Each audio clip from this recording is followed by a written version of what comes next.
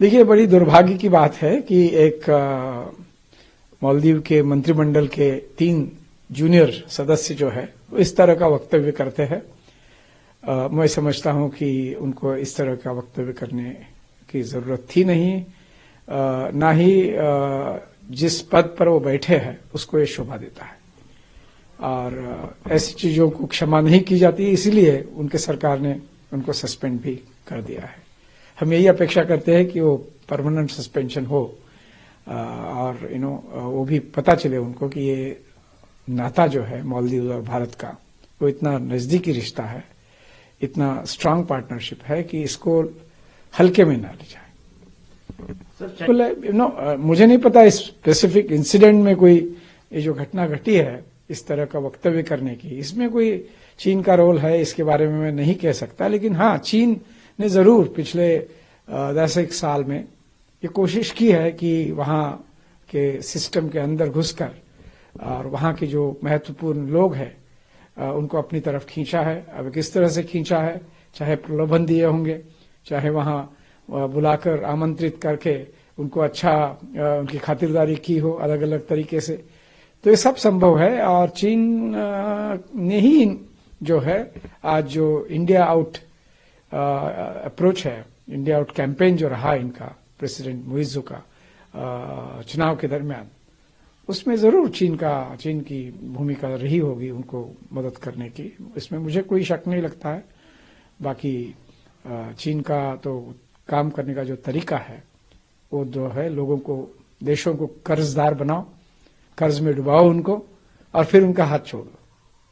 ये भारत के partnership approach के बिल्कुल विपरीत है, विरुद्ध है। तो उन्होंने तो किया है, और कंजर्वेटिव पार्टी है, लिबरल नहीं है जो मुइज्जू की पार्टी है। उनकी जो प्रेडिसेसर थे प्रेसिडेंट यामीन, उनकी भी चाइना मदद कर रहा था, और हालांकि वो चुनाव लड़ नहीं सके, उनके बड़े गंभीर आरोप थे उनके ऊपर, तो इसलिए मुइज्जू को उनको एक कैंडिडेट बनाया गया और इंडिया आउट के जो है कैंपेन पर चुन के आए। लेकिन मैं नहीं समझता हूं कि उनको ये करना जरूरी था। काम करके कोई भी चुनाव जीत सकता है, ना कि इस तरह के पड़ोसी देशों के साथ, जो अच्छे देश है, मदद कर रहा है उनके साथ इस तरह से बर्ताव जो मैं समझता हूं ठीक नहीं है। सर, प्रधानमंत्री के लक्षद्वीप या बहुत चीजें निकल कर आ रही है कि सबसे ज्यादा गूगल पर लक्षद्वीप को सर्च किया जा रहा है। अब जो टूरिस्ट हैं भारत के वो लक्षद्वीप की ओर देख रहे हैं, तमाम कंपनियों की तरफ से भी बयान निकल कर आ रहे हैं कि हम मालदीव के जो टूर है वो नहीं ले रहे हैं, लक्षद्वीप की ओर हम लोग आगे बढ़ रहे हैं। नहीं, ये देखिए दुर्भाग्यपूर्ण बात रही जिस तरह की घटना घटी और वक्तव्य दिया गया वो 3 मंत्रियों ने, जूनियर मंत्रियों ने। लेकिन ये अच्छी बात है कि पहली बार आम भारतीय जो है लक्षद्वीप की तरफ देखने लगा, क्योंकि हमारे रडार के बाहर था आज तक लक्षद्वीप। और अगर ये इसी बहाने, इसी घटना के ऊपर जाकर अगर लोगों की लोकप्रियता बढ़ती है लक्षद्वीप के बारे में, और वहां अच्छा पर्यटन का इंफ्रास्ट्रक्चर अगर बनता है, तो भारत के लिए बहुत अच्छी बात है।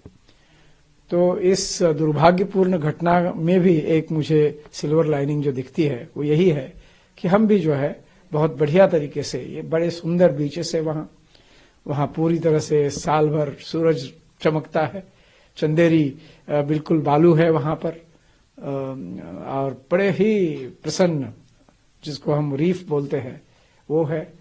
डाइवर्सिटी, ओशन की जो डाइवर्सिटी ऑफ लाइफ है वो वहां देखने को मिलती है।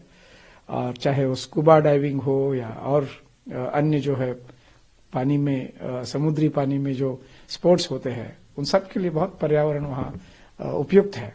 मैं समझता हूं कि इसी बहाने जो है हम लोग लक्षद्वीप की तरफ देख रहे हैं, तो वहां का विकास करना जो है, और उसके लिए पैकेज भी अभी घोषित किया गया है, तो उसका फायदा उठाकर हमको करना चाहिए।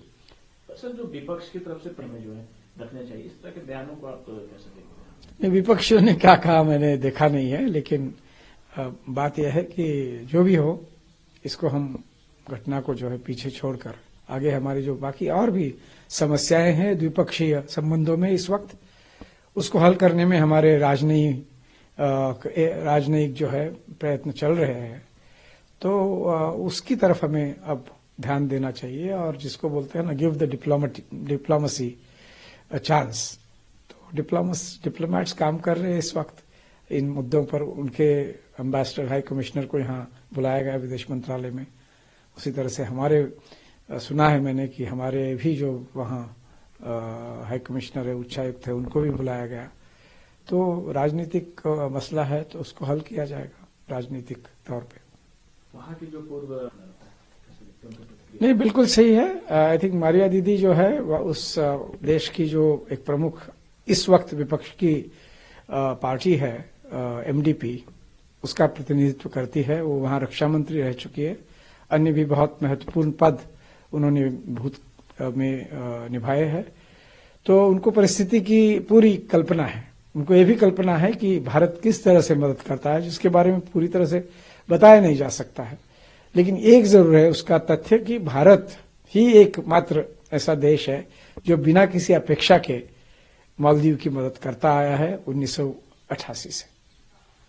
तो ये अपने आप में एक महत्वपूर्ण बात है, जिसके बारे में जितना हम सोचते हैं उससे भी ज्यादा मालदीव के नागरिकों को सोचने की जरूरत है।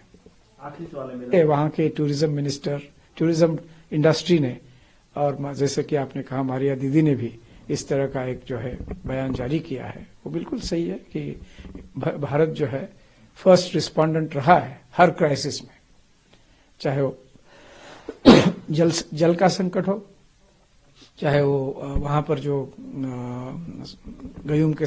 प्रेसिडेंट गयूम के समय पे वहां कू हो गया था ऑलमोस्ट, जिसमें भारत ने उनको बचाया, और वो जो वहां पर जो इंसर्जेंट्स थे उनको भगाया, उनको पकड़ा।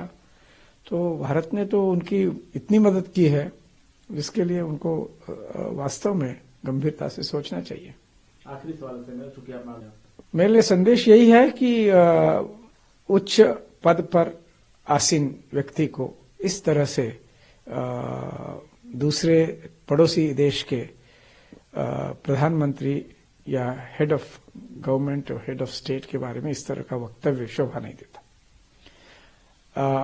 और इसीलिए कुछ लोगों ने हमारे यहाँ विशेषकर भारत में बड़ा आक्रोश हुआ इसके बारे में। लेकिन अब इस प्रकरण को हमें जो है पीछे छोड़ के हमारी जो मल्टी डायमेंशनल रिलेशनशिप है, संबंध है, उसको हम किस तरह से और सुदृढ़ और मजबूत कर सकते हैं, इसकी तरफ ध्यान देने का अब समय आया है।